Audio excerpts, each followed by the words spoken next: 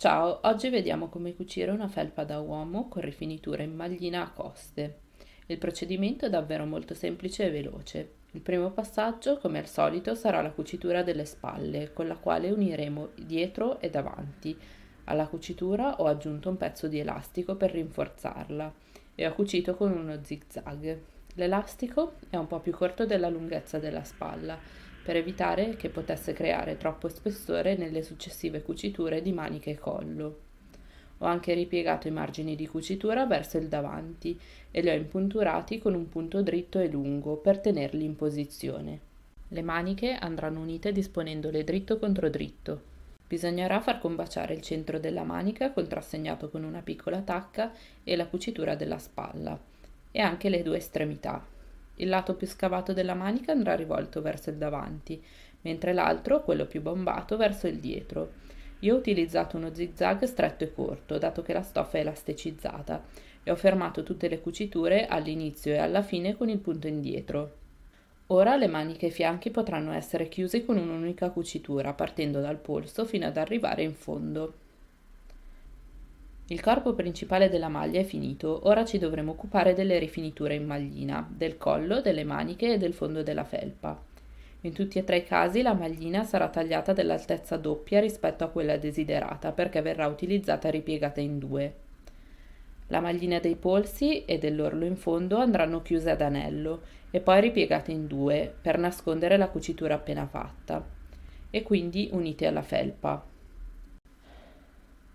Nel caso della maglina in basso ho fatto combaciare la cucitura con la cucitura del fianco.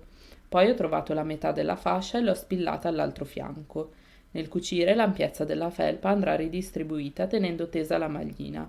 Infatti questa è stata tagliata di 10 cm più corta.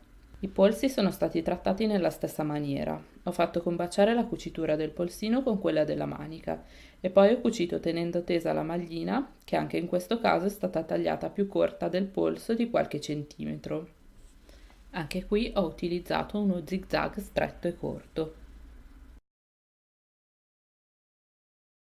Ora passiamo al collo. Come prima cosa ho imbastito la V della felpa e poi ho imbastito il collo in maglina nella posizione desiderata con un lembo che si sovrappone all'altro.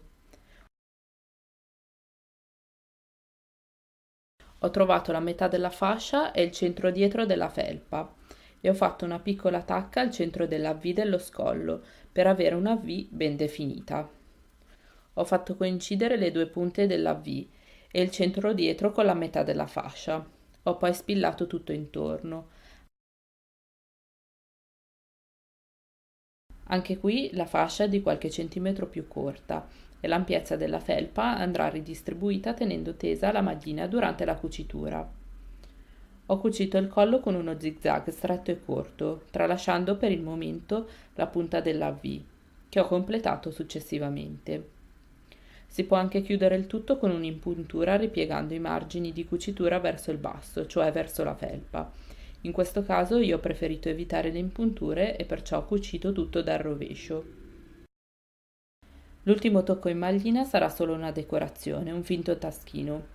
Ho cucito un rettangolino di maglina chiudendolo lungo i lati brevi e l'ho rivoltato. Ho eliminato un po' di stoffa per evitare di creare troppo spessore.